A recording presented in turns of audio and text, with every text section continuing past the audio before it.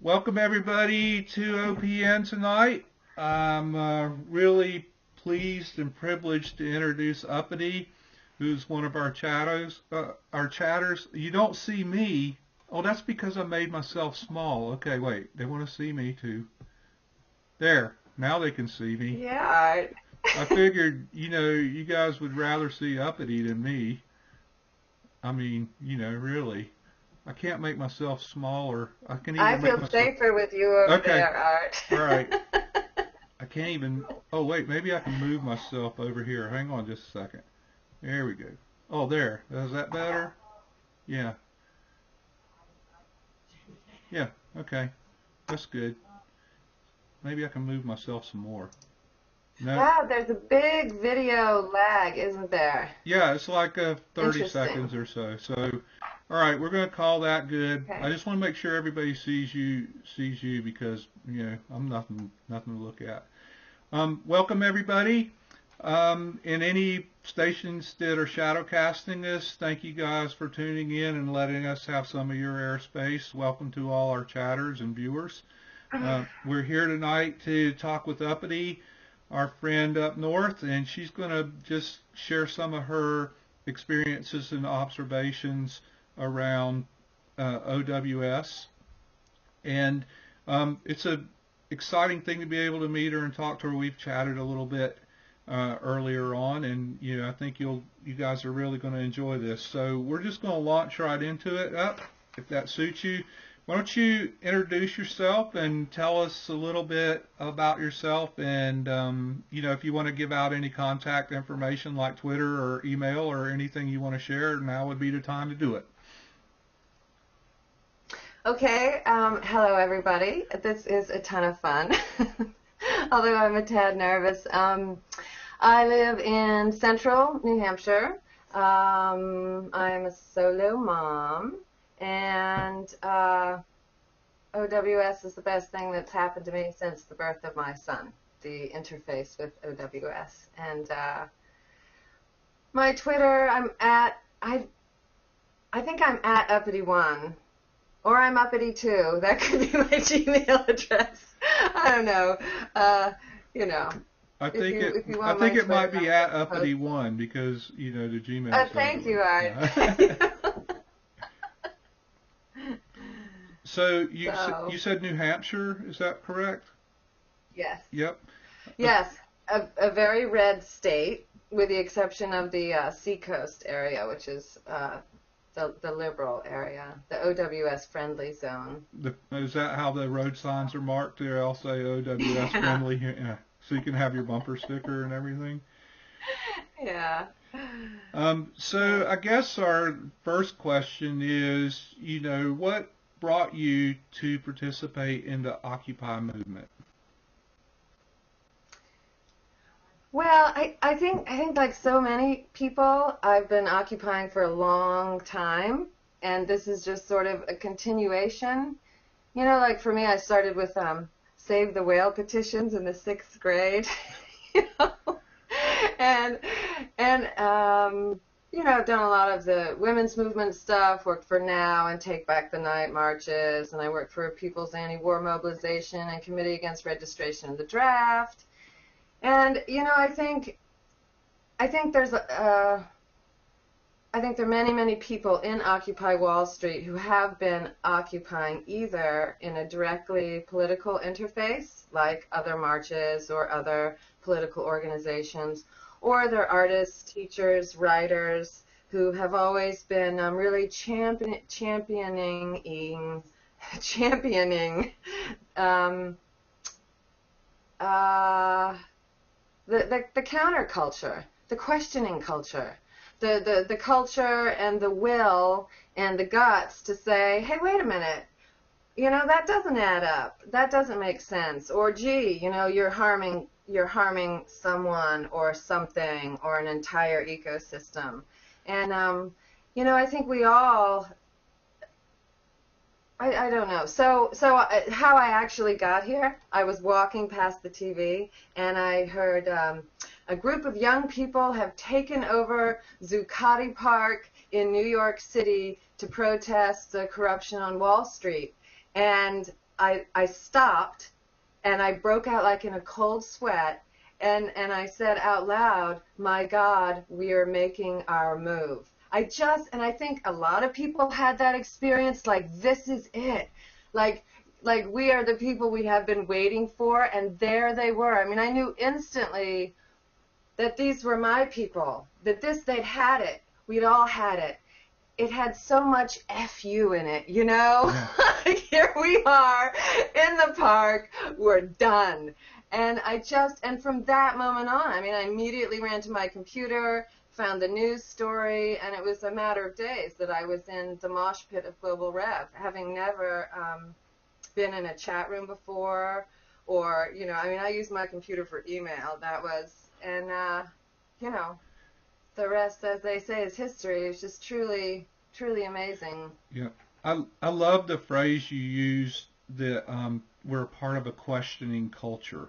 That was good. You know, you said counterculture, and then you used the word questioning culture, and I love that because I think part of how we got to where we are is for so long we didn't question. Nobody questioned. We just elected people, abdicated our personal responsibility. We said, okay, we're electing them to do the work for us, but we never held anybody accountable, and we never spoke up and said, wait a minute, what exactly are you doing, and why exactly are you doing it? So I like being couched in the terms of a questioning culture. That was a fantastic thing.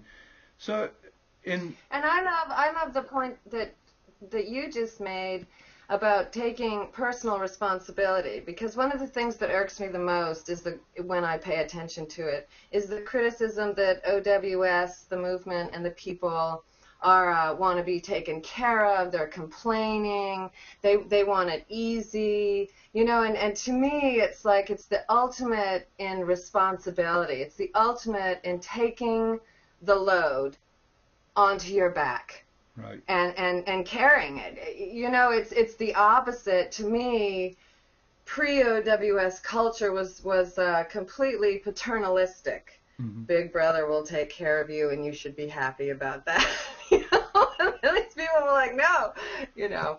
So I think that's an important thing to keep in terms of mainstream media and sort of non-believers. That it really is, it's a very grown-up thing to do. It's a very adult thing to do. It's really acknowledging your responsibility as a being on the planet.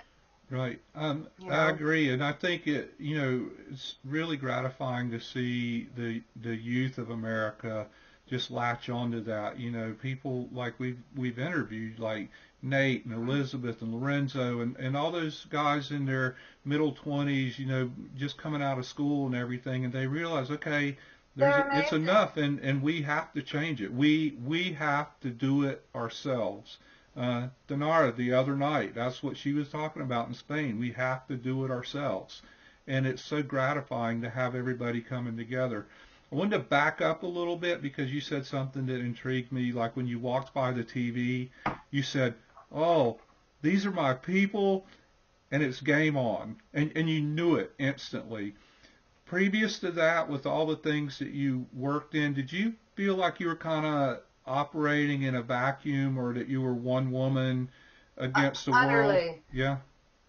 Utterly. Well, I mean, in my work in Washington, D.C. with the anti-war stuff, there was a fairly developed community of activists. So that, not so much. But when I lived in Louisiana and we were taking bus rides up to Baton Rouge, it's total. I mean, I have felt mostly all through the 80s that we were operating in a vacuum. And I'll tell you, a really watershed moment for me in my life was the Gulf oil spill. And when that happened, I sort of went crazy. I mean, for 3 months, I had horrible nightmares of dying sea creatures. And I was initially posting like mad on our local chat board. You know, we have to do something. Please call me if you want to organize. And I mean, I had some public interface. I was asked to write an article for the Audubon newsletter, which I did, and they got one of those wonderful / horrible pictures for me. But I couldn't believe the lack of response in this community directly in terms of direct activism. The fact that people did not see the footage of that oil pumping into the Gulf and did not run out into the driveway screaming, which is exactly what I did, shocked me. I suddenly felt incredibly alone. And you know, I couldn't believe Obama never took that as a huge PR thing to say, you know, people, this is the true cost of oil and brace for impact because we're going off fossil fuels in 5 years, you know, and nothing, this just wall of silence about the devastation and the lack of sort of biologic understanding that if the oceans die, we die. It's not like, oh, the oceans die over there and we're okay. No, the oceans die, we all die. Very simple. And the fact that that was not like people weren't It wasn't even part of the conversation. It was just like, oh, well, that happened. Yeah, and so I felt, I mean, I would have these nightmares. I would howl on my porch. I mean, I wrote about 300 emails to various legislators and politicians, and you know, the first couple of weeks, and then when I realized there wasn't going to be some kind of national response to it, I felt really, really alone. Like, this is not my planet. These are not my people. I don't understand. You know, truly, I don't know what you call that, but truly sort of like disassociation with society at large. Right. And I had sort of continued to, I mean, I've always been very political, but never that sort of soul healing. I could continue to write letters about various issues to various government officials, and you know, continue, like my friend and I, we'd show movies like Flow about corporate water withdrawal, you know, I mean, constantly staying involved, but it didn't really heal. And it was really that day, when a group of young people have taken over, I could just feel it, like the balm, like this is it. Truly, I mean, I'm eternally grateful to you occupiers in New York. Eternal gratitude. I honestly feel like they saved my life. They saved my spiritual and heart life. Right. Well, and if I'd like to share a little bit about what we were talking about last night, about we had, you know, comparable experiences with just like cynicism about people in general, and we had lost faith on them, and then we each had these different experiences, but how Occupy has helped us restore our faith in people and the possibility of community. And you spoke so poignantly to that, and you spoke to that about the disassociation, and now with Occupy, it's helping you to willingly reassociate and make connections. So yes. You spend a fair amount of time on Occupy. You spend time on the chats and channels, and you're supportive in any way you can. So I'm always interested, because I ask myself this question all the time. What did you do before Occupy? What did you do with all your Occupy hours before Occupy? Well, I became ill in the fall, and so this was sort of an anomaly. I was still kind of sick, so normally I would have been outside. I live outside every moment that I can, so normally I would have been out walking or hiking or snowshoeing or working, but I couldn't do that, so I was on the computer. But what I do otherwise, I'm a huge movie fan. I mean, I'll watch 4 movies in a night, no problem, around the clock. Excellent. Yeah, I'm completely, and so I watched a lot of movies. I read a lot. You know, again, read a lot. You know, Joel Salatin's farming stuff and stuff about global warming. It was all political, all environmental, or all arts.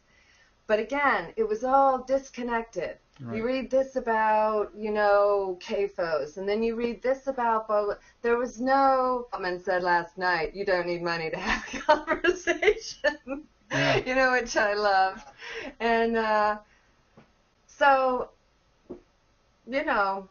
I'm a reader and a movie watcher, Yeah. and I'm a solo mom. Yeah. So I'm also, I'm on the planning board in the town, and that's something I'd like to talk about is occupying locally, like very locally. Oh, sure. I would because I've love to seen, hear about that. And I would also, if you're comfortable with it, I would like you to share with the viewers a little bit about your work, your day job, because it's very connected to the outdoors and into earth and all that.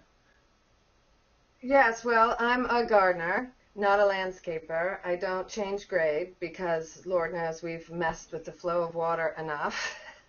And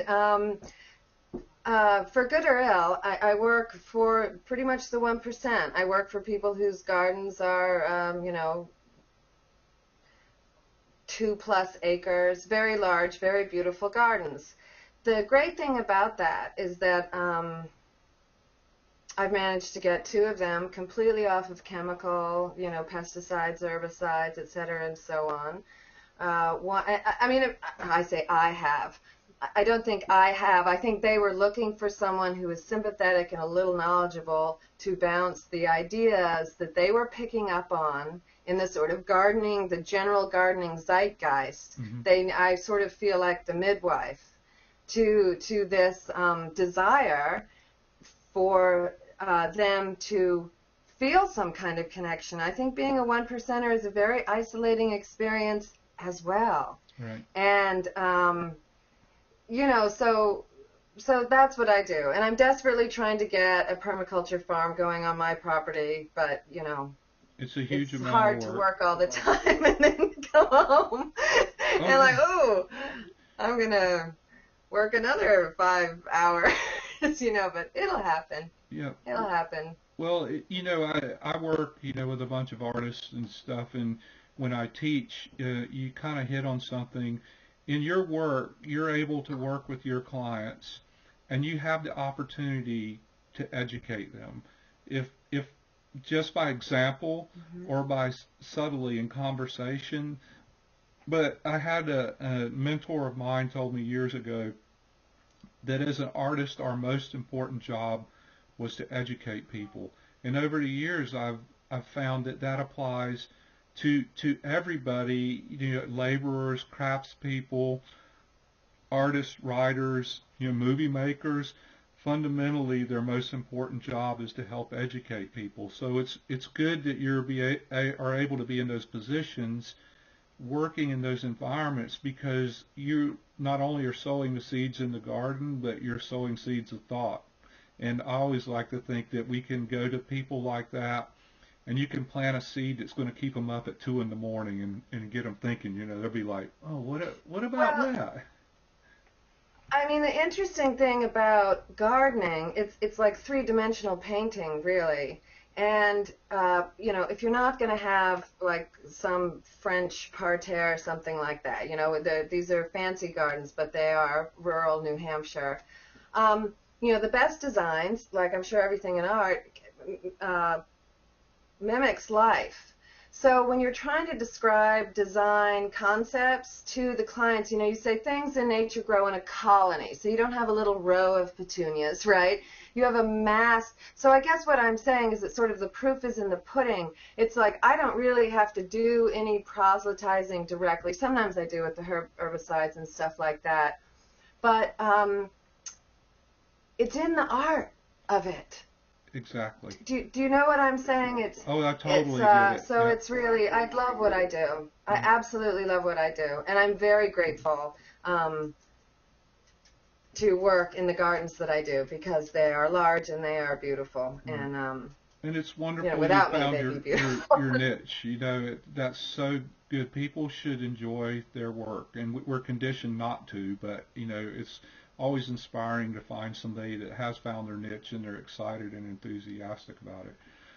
So let's go on and let's hear a little bit about occupying locally, because that's one of my favorite things. I say we should start occupying at home and in our kitchen and have a ripple effect out, that we grow this movement from the center of our house out into the universe.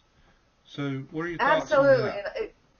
Well, I mean, I just want to say, total gratitude and thanks for the occupiers and all the camps and stuff. To me, they are like the flame and the conscience.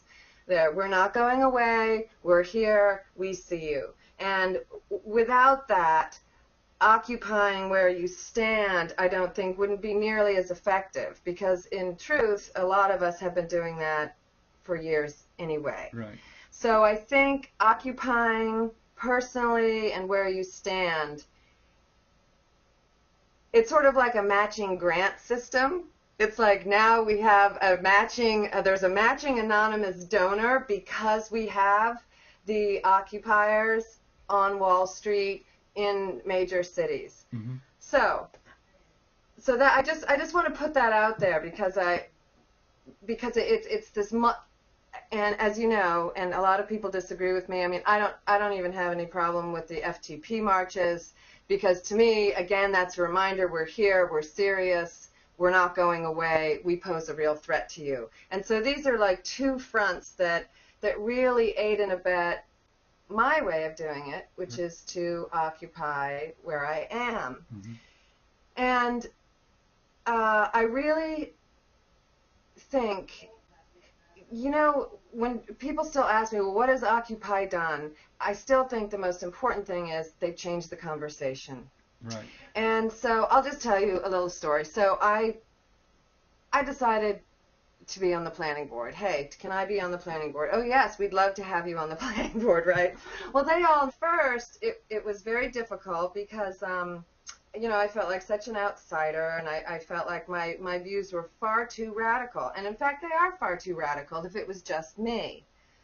But the beautiful thing about being in local government is the beauty of our government and checks and balances, so that I occupy the planning board. They know, before even asking me, what my opinion will be about corporate water withdrawal or non-clustered new development. And that influence, the conversation in the planning board has changed. I mean, I am utterly I'm not even a voting member yet. I'm an alternate. I have to wait another year before I'm a voter. I'm sort of an utterly powerless member there, and yet my mere presence and the fact that I don't shut up and I will always take the harder tack in terms of environmental protection, it's changed the conversation. We've gone from, oh, well, we're just an entity that, approves building applications, to we determine the zeitgeist of the town, what kind of people do we want to draw here, what is the future, smart growth. The Audubon has just done a wonderful assessment anyway. And so I guess what I'm saying to people who are listening, occupy your local government, occupy the Ladies' Aid, occupy the Board of Trustees at the library. School boards. It's amazing. The influence of one voice in a governing body is truly phenomenal. And I didn't really realize this until I became, micro involved. Mm-hmm. And I also have to say it's a heck of a lot more gratifying than just sort of endless petitions to the president and never nothing back. Yeah. You know how that goes. Yeah. Oh well. Well, I want to make a point there to highlight, just to repeat, because I think it's important to point it out. So this year you're an alternate member. Next year you'll be a voting member. But the power that you have is your willingness to ask a question where that question didn't exist. And in my opinion, that may actually be more powerful than a vote. It's certainly equally powerful. So we should all ask questions. We don't need to know the answers. We can ask a legitimate, sincere question and help work to the answer. But the questions are so important, and the willingness to stand up and do that in a reasonable manner that helps shine the light on issues is so valuable. So good on you for doing that. It's like an Yeah, awesome and you story. don't. Well, it's just, I mean, it's so important, and I particularly, I think, for, for whatever reason, we're all essentially remote occupiers in the live stream, and I just have a sneaking suspicion there's a lot of, people my age, like late 40s and older, on the stream, who would be perfect for local government. This is my plug, guys. Get out there. I'll be checking later. Get out there and do something. That's exactly what she's telling us all. We got to get out there and do something. Be active. No, but I mean, the thing is, this is the thing. Locally,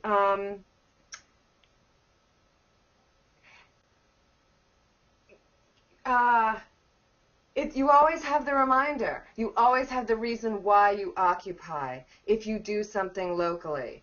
For example, you love that mountain, you don't want it destroyed. You know that the older woman who has such great stories cannot make it anymore in her house because her Medicaid supplemental has, made it impossible for her to remain in her home. I mean, like you say, Art, it becomes very personal.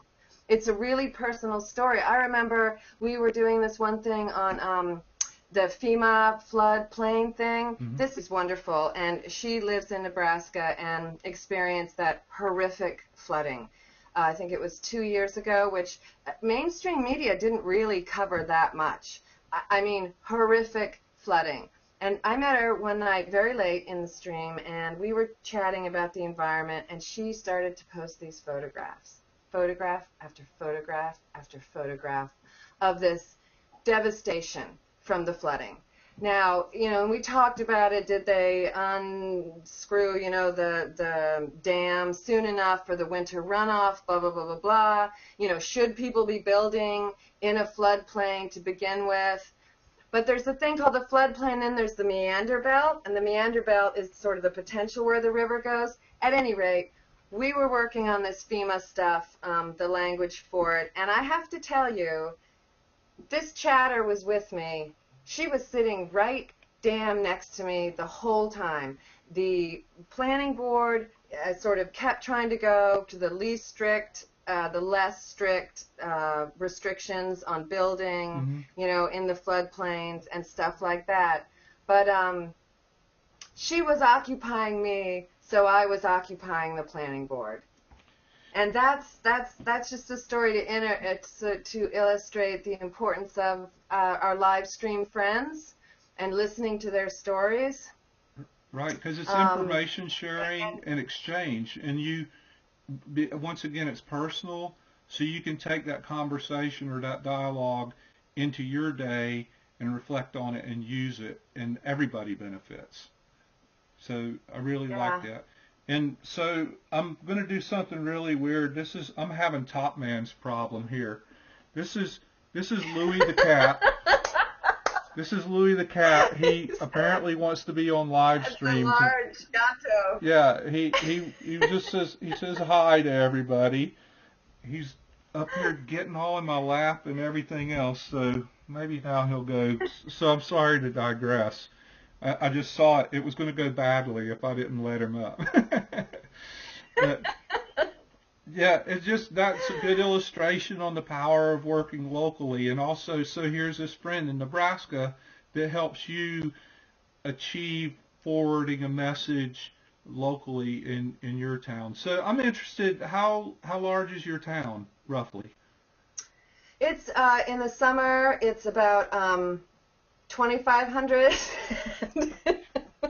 and in the winter, it's about 1,100. Yeah. It's small. Yeah. This is rural New Hampshire. Right. And it's the second largest landmass town in New Hampshire. So we're in a large county, but the town itself, I forget the exact number of square acres, but I can I can drive. It takes about 25 minutes to drive from one end of the border to the other for our town. So it's, it's absolutely gorgeous. It's a lot of open or natural stuff. It's beautiful. Right.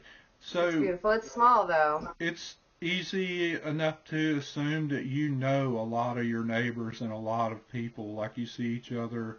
My experience in the New England towns is like there's a town center and that's where the stuff is, and you guys see each other on the street, and so people know that you're liberal in a conservative area, and that Oh, you're and that yes. you're outspoken, and that you're outspoken, Yes. and that you Yes. occupy. So what are their Yes. responses to that? Do you have conversations? Do they engage? Is it like live or let Oh, live? we have epic.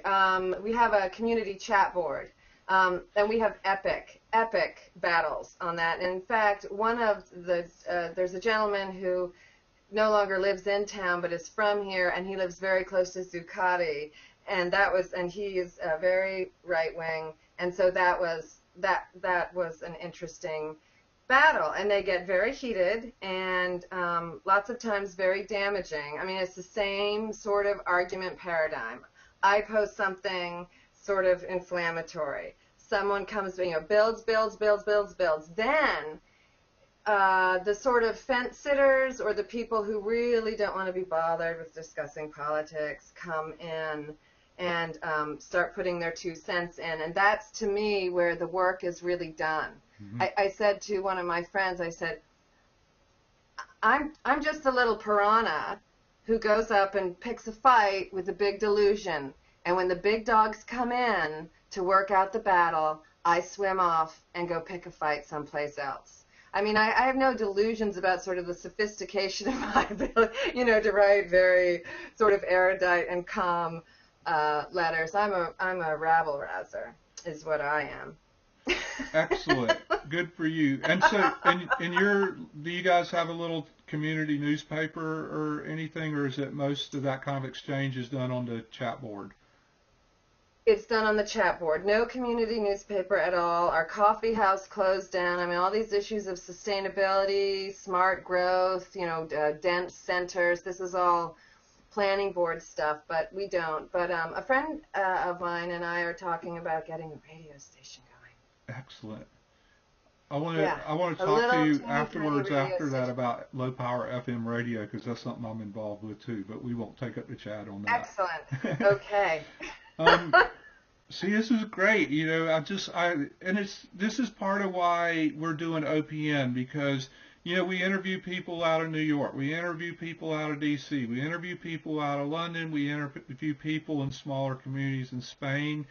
We have Uppity and her little town. My town is about the same way, and Catwoman and I live in the same county at different ends. So we know exactly what you're talking about. But it's Yeah. all of us, and we all matter, and we all have something to contribute and something valuable to say.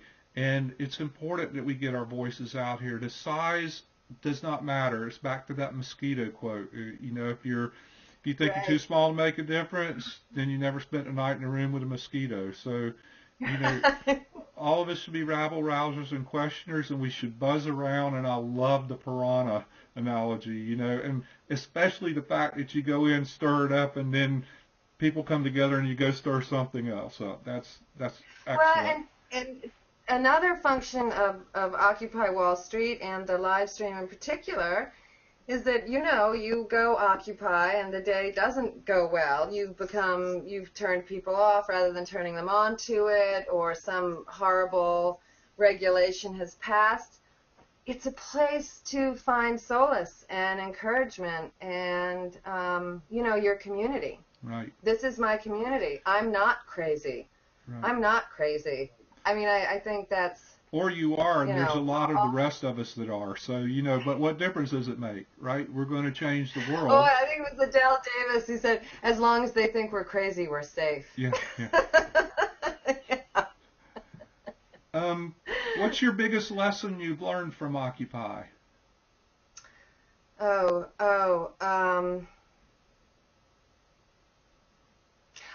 I'm pretty quick to judge. I'm very hot-tempered. And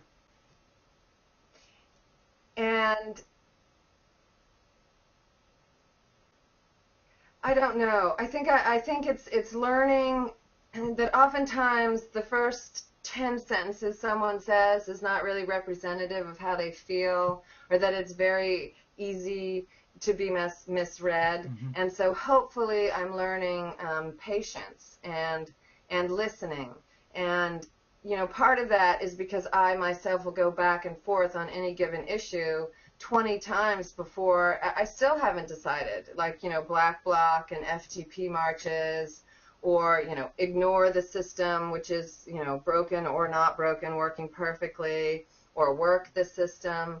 You know, I think the biggest lesson I've learned is to keep moving and keep morphing. I think Dr. Rojas was saying something about that every day is new. So it would be ridiculous to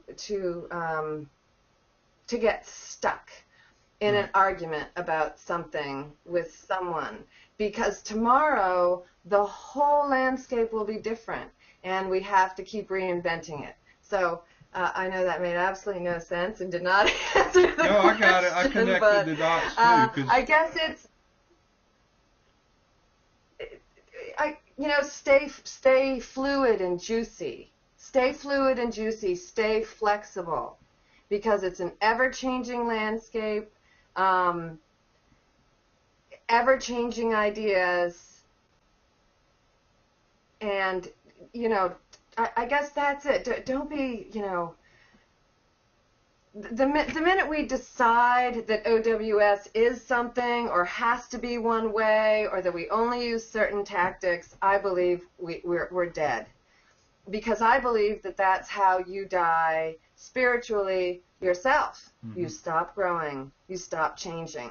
And that connection was finally made for me by OWS, politically. Do you know what I'm saying? I think that's the biggest thing I've learned. Yeah, I think it's, you know, we're hearing that more and more too. A lot of people will say that. And, you know, I think that's the lesson I've learned too, because I tend to like a system.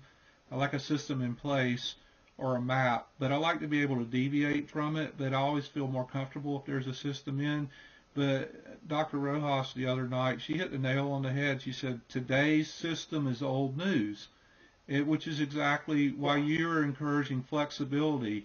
And Sue and I, we've said this a lot, you know, adapt and improvise. You get the information from the day, you learn your lessons, you adapt and improvise, and you make the next step. So that's a good lesson to learn, is fluidity. And it's also, you know, it's a Taoist thing, so I kind of dig on that a little bit.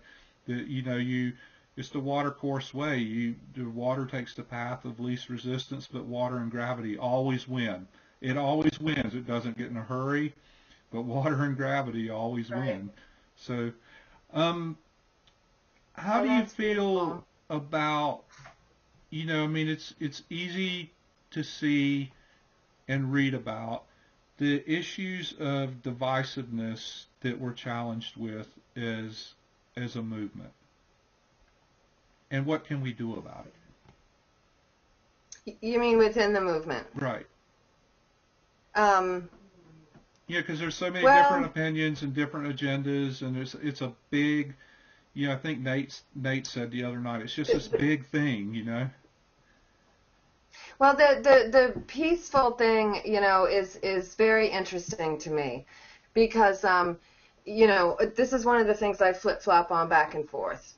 I'd say in my heart of hearts, I believe there is no way to peace. Peace is the way. Okay, that's sort of where I come from. But looking at, you know, like the Oakland FTP marches and stuff like that, I mean, I know myself. And if, for example, the Fed showed up at my door one day to take my son away and give him the Manning Assange treatment, I'm an animal. I'm a mama lion. I would kill them where they stood. I would. Yeah. So it's sort of like, how do I deal with the divisiveness? Is really try to walk a mile in someone else's shoes. they are not doing these FDP marches. You know, the Black Bloc is not because they're mean and aggressive and want to be, you know, they're responding to real stimuli. Mm-hmm. And and then I got sort of into it in a room, I think it was Thorne's stream, with someone who was like, oh, we need to abide by the rules and not, I don't know, Art. I think really, like Dr. Rojas said and others have said, we really need to empathy, which is walk a mile in someone else's shoes, and really try to viscerally understand, materially understand where someone is coming from. I mean, I've never lived in a community where, you know, what is it, 1 in 10 of my friends' children are jailed. Mm-hmm. So you you wouldn't know, you know, if you were in that environment, how you would respond. You can conceptualize it, but it's not like living it. And I had this sort of conversation with an Israeli friend about the Israelis and Palestinians, excuse me. And it was interesting in that she said, you know, we wake up every day under threat, and the other people do. So you have two separate groups that wake up every day under threat, and it's impossible for us to understand what that feels like unless we had done it. So we can't sit from afar and criticize one way or another. Right. And I think it's it's funny though, because I don't see any profound divisiveness. I don't see a movement breaking apart in any way, shape, or form. I see spats, political, socio-political spats, some philosophical spats and stuff like that. But, you know, we're like slime mold. I have great respect for slime mold. Do you know how slime mold lives? How does slime mold live? When the environment is perfect, when the environment is good for slime mold, they exist as individual cells. Each slime mold cell is its own little critter, and everything's good. But when there is an environmental challenge, like drought or a predator, some other fungus is going to come and eat them, they come together as one body, and with no leader cell. Nothing tells them. There's no brain center. Some of them deal with digestion. Some of them deal with mobility. Some of them deal with whatever the issues that slime mold has to deal with. And they operate, these millions of cells, as one large critter, self-organizing.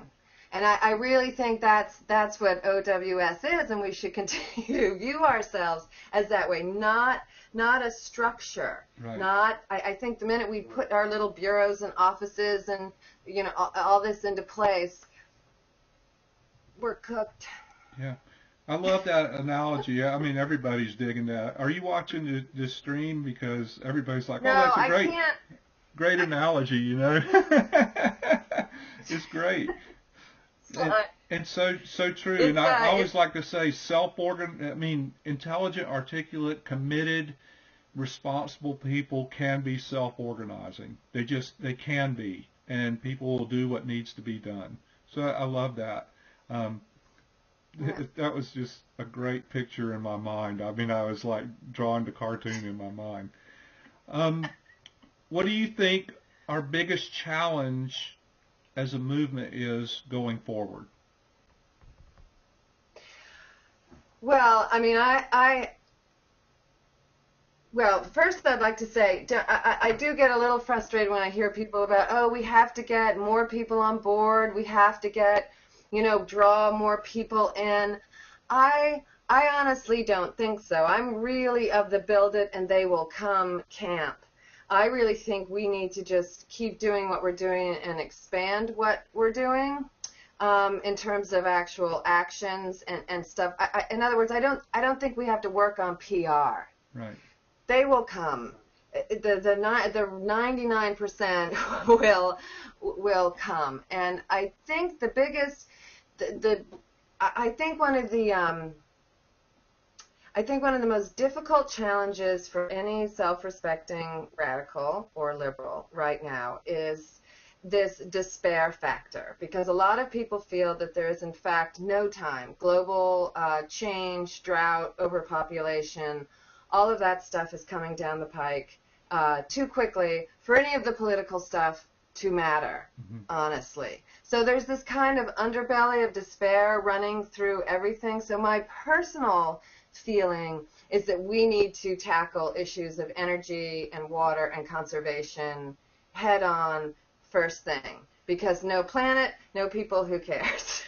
So I think that, okay, for example, here's something. Well, never mind. No, but, bring it. I just think that I was really involved in the women's movement. Of course, they've been challenging Roe v. Wade for years and years and years. And I'm sorry if people in the chat are opposed to choice and stuff like that. That's not what this is about. So anyway, there was this lecture I went to, and the woman was saying, "Oh, so you all are really pro-choice and blah, blah, blah, blah, blah, blah, blah." And she's like, "Well, the only thing you need to be doing then is each one of you needs to be buying vacuum aspirators and learning how to use them. Because those people over there don't really give a damn about you. You need to deal with it yourself." And I sort of feel like that's the OWS realization. They don't care about water or land or food or anything like that. So it's better if we spend our time doing all those things. It sounds so silly, but you hate big pharma? Then learn how to make cough drops. Learn what plant you need to grow and learn how to make cough drops and branch out from there. All pharma is from plants. Foxgloves, digitalis, heart medicine. You know what I mean? It's like Dr. Rojas brought it up, like you have to literally walk away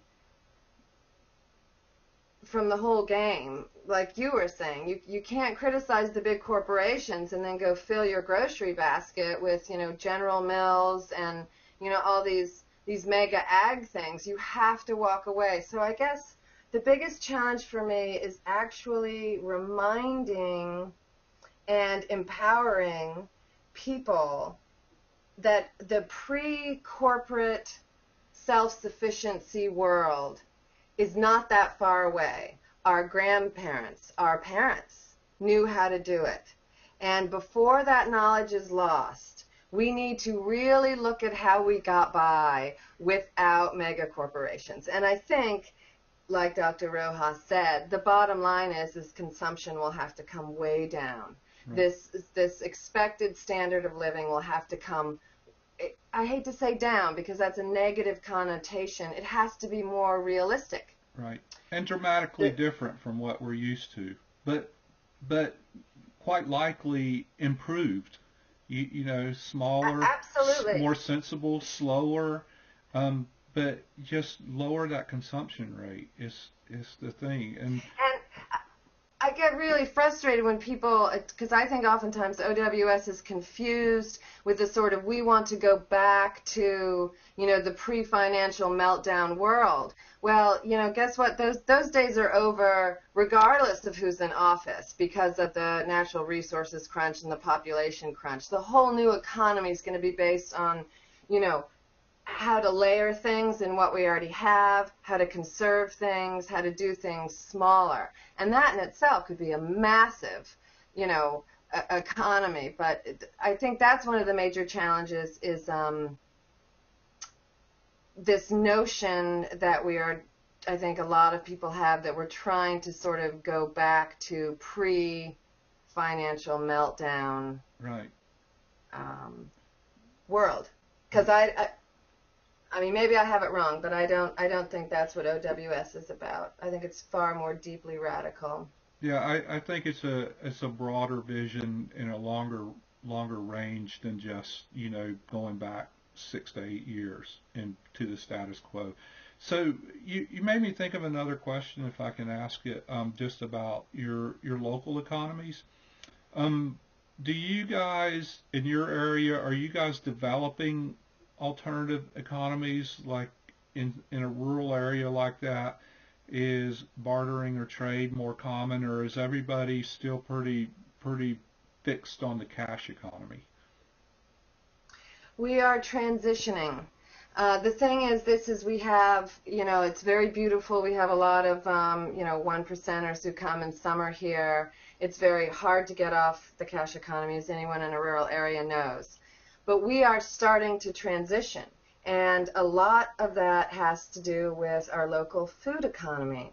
The farmers who actually started raising chickens, raising beef, uh, dairy, uh, the farmers really led the way because it's a real good. you know, it's not a cell phone, it's bread or Right. it's eggs, and you can actually barter for that. The other things are just sort of a random value is set on them. Do you know what I'm Yeah, saying? exactly. It's like so the farmers have sort of led the way in that. The problem is that we are, there's no sales tax here, Right. which is why all the Massachusettsites come out up here to buy everything. We have no sales tax, so the entire sort of state economy is run on property tax. And so our property taxes are extremely high. It's where they get all their funding. And for that, you need cash and lots of Right. it. Right. So, Exactly. I mean, and we have not gone so far as to print our own currency, but that conversation has come up. That we Because it have an is New internal, I Hampshire. hope the feds aren't listening. It is New Hampshire, live free or die, damn it. So, but I mean, it has come up that we would print, I'm sure the feds are listening, but Hello, sandwich feds. dollars. Oops, Thank I you for shouldn't have said watching. the name. Yeah. That we'd print, our own money that we could spend amongst our own businesses. But we're a little underpopulation for critical mass to have an actually sort of self-sustaining economy. Hmm. But no, is the short answer. Right. We have not. We're working on it. But we are actively working on it, which we were not doing a year and a half ago. Yeah. Well, Trying to figure out how to unhook from the sort of corporate, right. Well, I asked because in ivy. our area, we try to do as much of that as possible. Like we'll trade work for goods, or the cheese lady will call me and I'll work on their computer and I'll get cheese and stuff like that. But it has to be on a small scale because still there's the cash economy, information sharing, and you can teach us how to which plants to use to make cough drops out of, and somebody else can teach how to do another thing, so we can all work towards some degree of self-sustainability, but also inter-sustainability. That if I have a skill or a knowledge that you don't, that I'm available to you, and that we can share. My friend Lisa, that's a letterpress artist, she and I print these things that we give out as free giveaways. It calls "It's okay to share. There's enough for everybody." We feel like um, there's not so much a money or a food shortage, or there's really not all the shortages people would lead us to believe or that we're conditioned to believe. There's a distribution problem because all these things that are Right. fundamentally necessary for everybody are concentrated in the hands of so few. So, and I'm on my soapbox. See, I told Correct. you I was over caffeinated and I'd No, start talking. but this is a really good point though. What I love, I mean, that's absolutely true. I told you my sister works for Monsanto, and so we no longer speak to each other. But I mean, that's perennially the argument. There's not enough food, these drought issues, and it's a distribution problem. It's the degradation of the land because of the colonization and all Africa and et cetera and so on. But what I really loved about what you said is this idea of scarcity versus abundance, because I really think capitalism, our form of capitalism, is based on this fear mongering of the idea of scarcity. And that Occupy Wall Street and what you're talking about is talking about social capital in the broadest sense. Right. Abundance. If we all bring it and we all share it. Right. And I think that's really what scares them the most. Yep. Because for people, this idea that there is enough. Yeah. There's plenty. Once we all realize there is enough, we don't need them anymore. And when we don't think we need them anymore, we win. So it's that simple. So yeah, it scares them. So that one of our greatest weapons in the battle against them is to realize we don't need them anymore. And to make do for ourselves and to help each other and to share. So what do you see? Have I pissed a bunch of people off in chat yet? No, I think we're good. There's no hate mail coming up. Okay. So what is your next step in Occupy going to be, dear? What are your plans? How do you keep Oh, sorry, go ahead. That's a really good question. I don't know, but I was just thinking today that I really feel like I need to expand my interface with Occupy.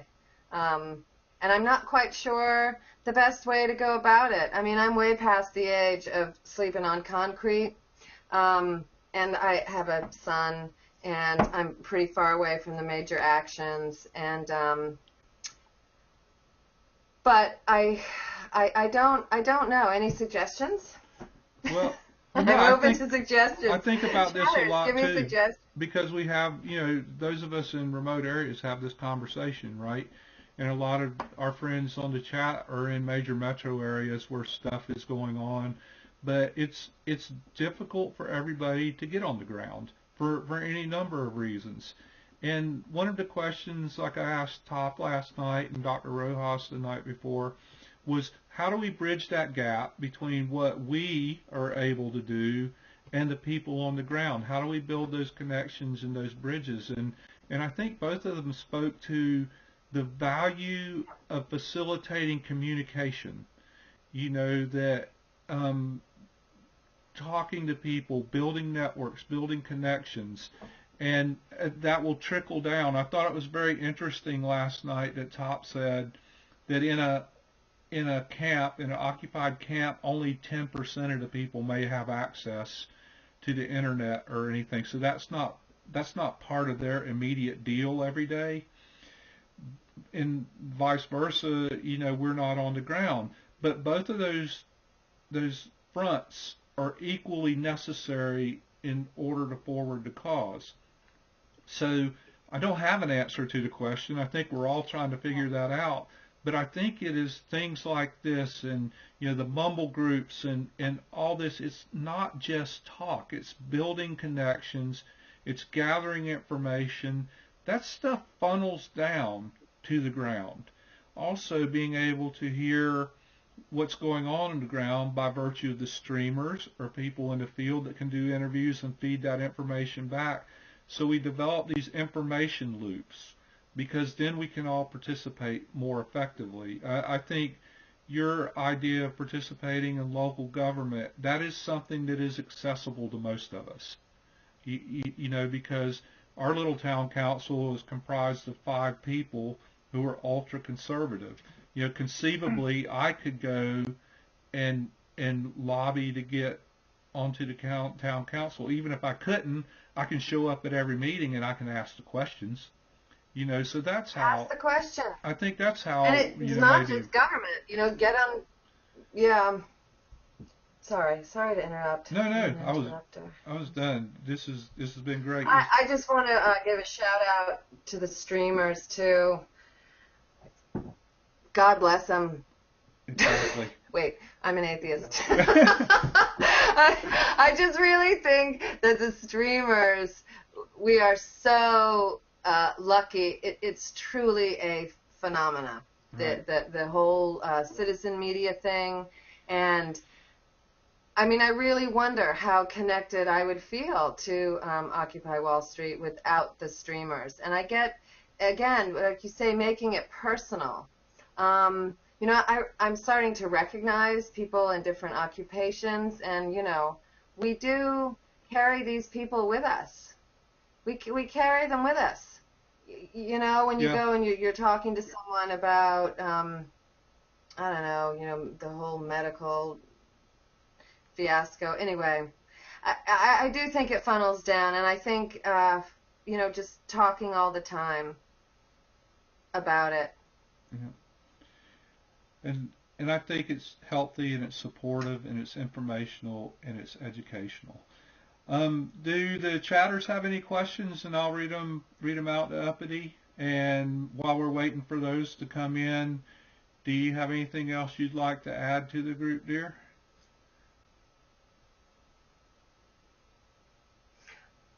Oh, I'm sorry. I was reading. Oh, you were, yeah, I do the same thing. I'm like, what? No, I said while we're waiting for questions, do you have anything else you'd like to add? And I want to go ahead. Yes. Here's a movie which you all, oh, sorry. No, go. There are a couple links that I sent to Susie, that just some beautiful things. One is The Man Who Planted Trees, which is a fairly old animated film. I don't know if have you ever seen it? I have The Man not. Who Planted Trees.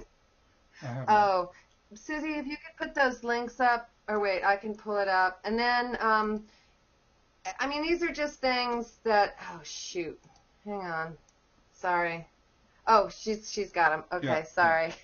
And then also, you know, Heinberg, The End of Who Killed Economic Growth is a really excellent short video about how so much of this financial meltdown is obviously a repackaging of debt, but now it's a repackaging of debt of nothing because there aren't the natural resources to back it up.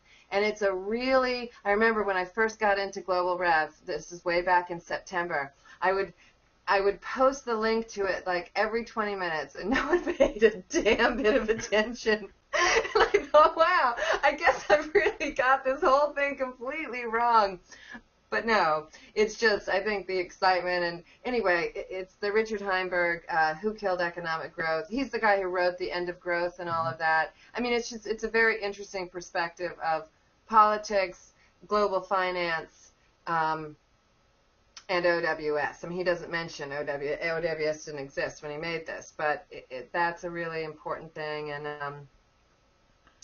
you know, I just gave her some random things Right. that made. She's putting them up as we speak. Rise PDX asks, what are one of your favorite documentaries? Oh, Rise, thank you for asking. Nero's Guests by P. Sainath, Sainath. It's about the Indian agrarian crisis and all of the suicides. I mean, thousands and thousands of suicides. It's called Nero's Guests, yes, and it's one of the most deeply moving documentaries I think you'll ever see. And then I loved, Rise, you really want to start because remember, I watch watches four movies a night. Yeah. But Nero's Guests stands out, and I mean, in terms of sort of quasi-OWS global political issues and sustainability issues. And that's a good question, though. Ooh, we got to talk sometime. Yeah, he's wanting you to send a list. So, you know. Oh, okay. Oh, that'll be fun. Okay. Yes, I will do that for sure. Yeah.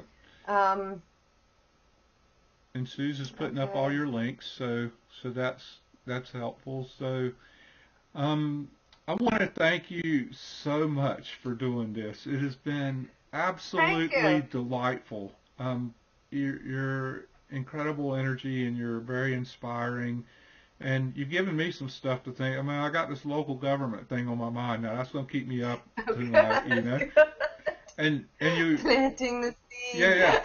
I want to, you know, I want you to give me credit for not putting you on the spot and asking the question that kept you up last night because I had the Oh, perfect, I I had the perfect opening. Um, know. so I want to, oh, Oh, someone has questions. Wait a minute. Who has questions, Rise? If you guys have questions, put them in bold. Uppity wants, you know, Presto wants to know how do you find balance in your day? oh. Did I say I had balance? Because I don't think I do. Um, I, hmm. I listen to frogs and I listen to birds. I really think that if I lived in the city, I'd go a little kooky because what really grounds me is the creatures. So when I start to feel unbalanced, I go outside. I go outside. It's really humbling and comforting for me. Excellent. I do the same thing as like the wild turkeys and the deer, and I Mm. just watch them. You know, that's what I do. Outside is good. Got to get unplugged once in a while. Are there any more questions from the chatters?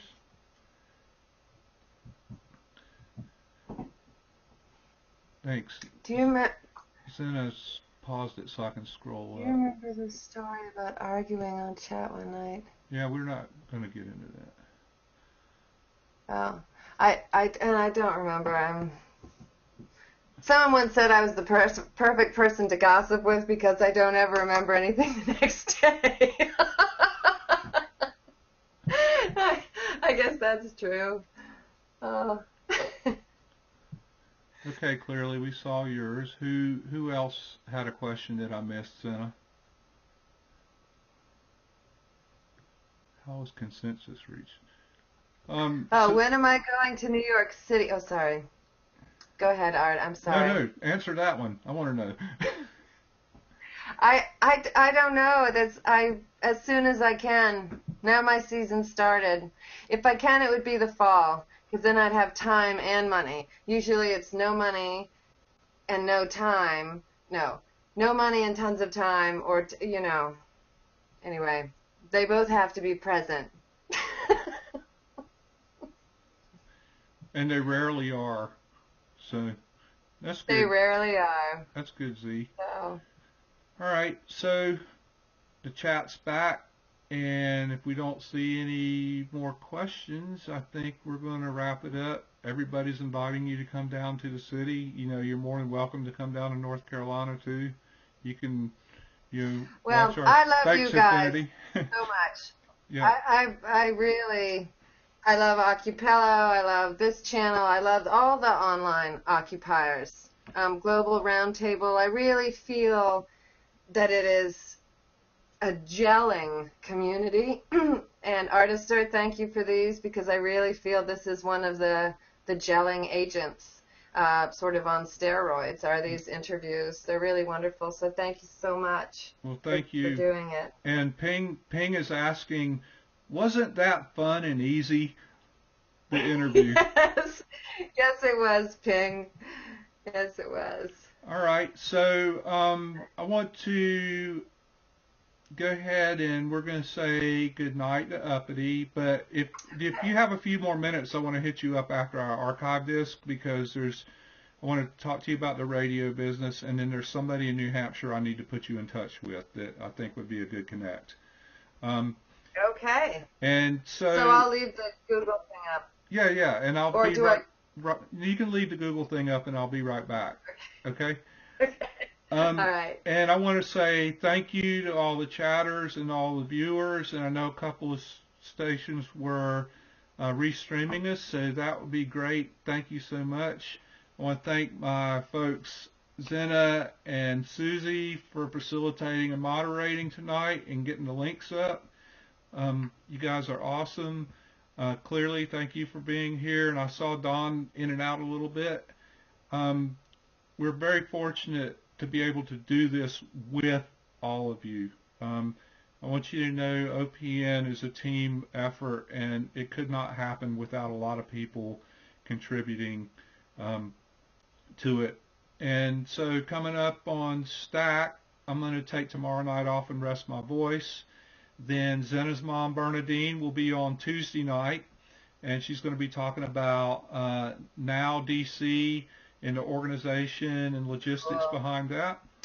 And then on Thursday night, we're going to have Go and Go from Occupy Nashville telling us about the growth of Nashville's Occupy, the ups and downs they've had, and they're coming out strong in the spring. So that's where we are for this week.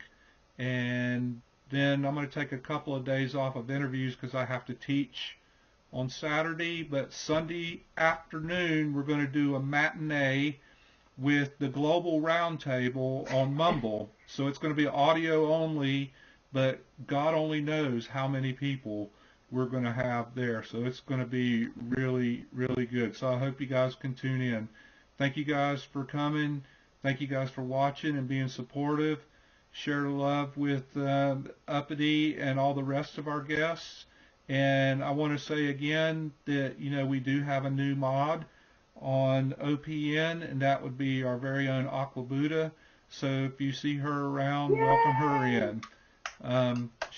She couldn't be here tonight because it's late over the pond. So take care, and I'll be back in a moment as soon as I archive this, and I'll put it in the on-demand video. Thank you guys for being here. Good night. I'll be back in a short minute.